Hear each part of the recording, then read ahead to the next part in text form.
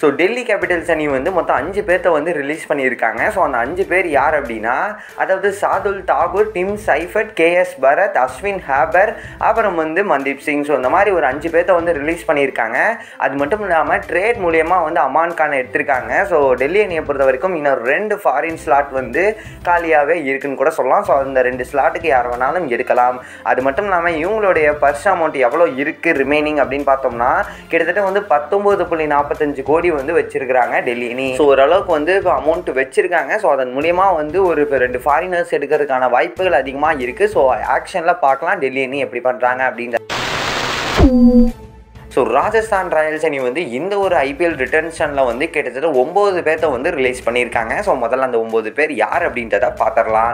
So அதாவது வந்து அருணாய் சிங், அப்புறம் வந்து கார்பின் போசாக், டேரல் மிட்சல், ஜேம்ஸ் நிஷம், அப்புறம் வந்து நாதன் குல்டர்னைல், கருண் நாயர், வேண்டர் டூஷன், சுபம் கார்வெல், அப்புறம் வந்து தேஜாஸ் பரோக்கா. ஸோ இந்த மாதிரி 9 பேர்த்த வந்து ரிலீஸ் பண்ணியிருக்காங்க ராஜஸ்தான் ராயல்ஸ் அணி.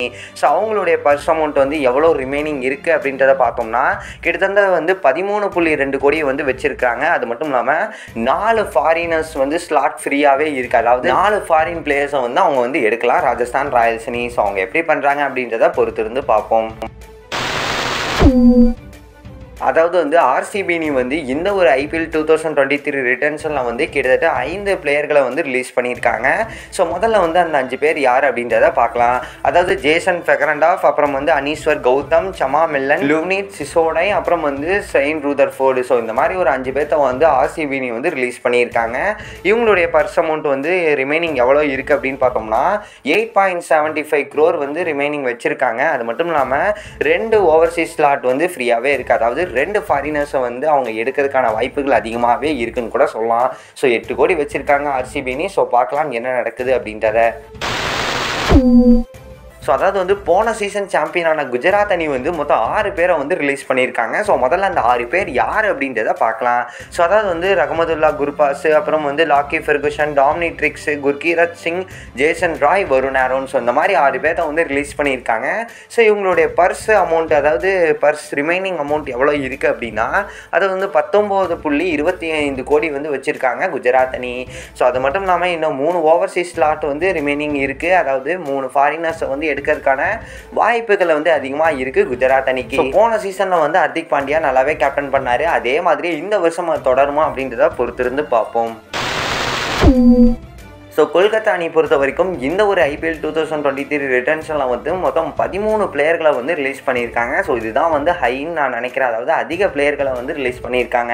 ஸோ அந்த யார் அந்த 13 பிளேயர்கள் அப்படின்னா, அதாவது Pat Cummins, Sam Billings, Aman Khan, Shivam Mavi, Mohammad Nabi, Chamika Karunaratne, அதுக்கப்புறம் வந்து Aaron Finch, Alex Hales, Abhijeet Tomar, அப்புறம் வந்து அஜிங்கே ரஹானே, அசோக் சர்மா, பாபா இந்திரஜித், பதர்மா சிங், ரமேஷ் குமார், ரஷிக் சலாம், ஷெல்டன் ஜாக்சன். ஸோ இந்த மாதிரி ஒரு 13 பிளேயர்களை வந்து ரிலீஸ் பண்ணியிருக்காங்க கேகேஆர் அணி. ஸோ அது மட்டும் இல்லாமல் பர்ஸ் அமௌண்ட் வந்து ரிமைனிங் எவ்வளோ வச்சிருக்காங்க அப்படின்னா 7.05 crore வச்சிருக்காங்க. அது மட்டும் இல்லாமல் 3 ஓவர்சீஸ் ஸ்லாட் வந்து ஃப்ரீயாகவே இருக்குது. ஸோ அதனால் வந்து இந்த ஒரு ஐபிஎல் 2023 ஆக்ஷனில் என்ன பண்ணுறாங்க அப்படின்றதையும் பார்க்கணும்.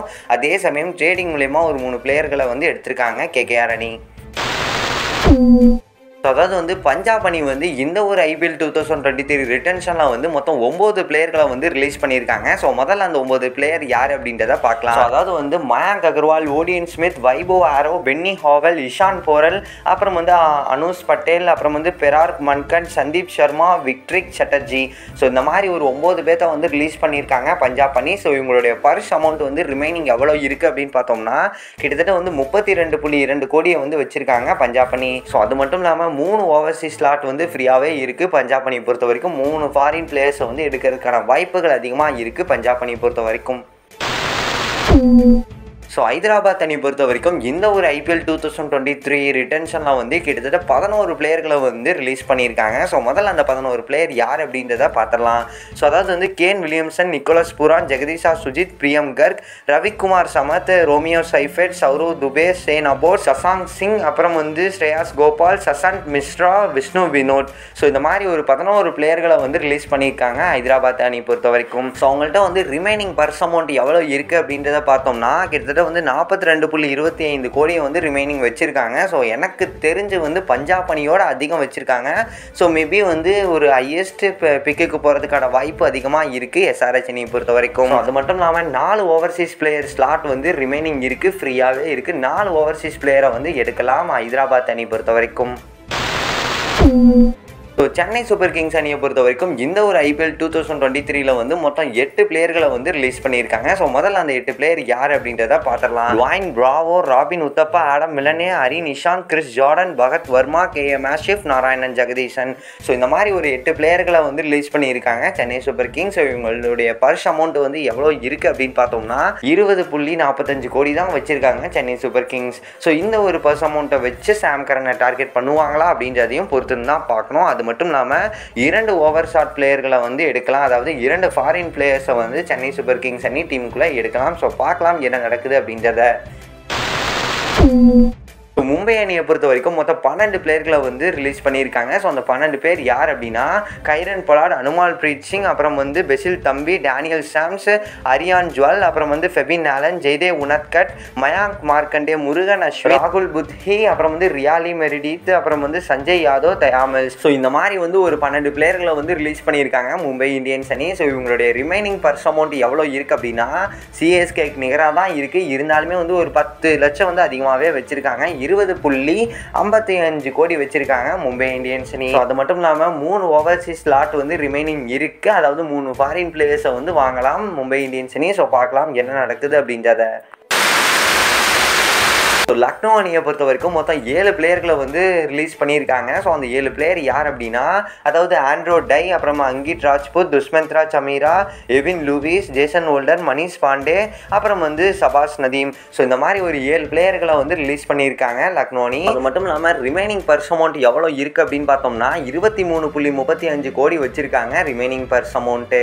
ஸோ அது மட்டும் இல்லாமல் இவங்க வந்து கிட்டத்தட்ட 4 ஓவர்சீஸ் ஸ்லாட் வந்து ஃப்ரீயாகவே இருக்குது. 4 ஃபாரின் பிளேயர்ஸை வந்து எடுக்கிறதுக்கான வாய்ப்புகள் அதிகமாக இருக்குது லக்னோ அணியை பொறுத்த வரைக்கும்.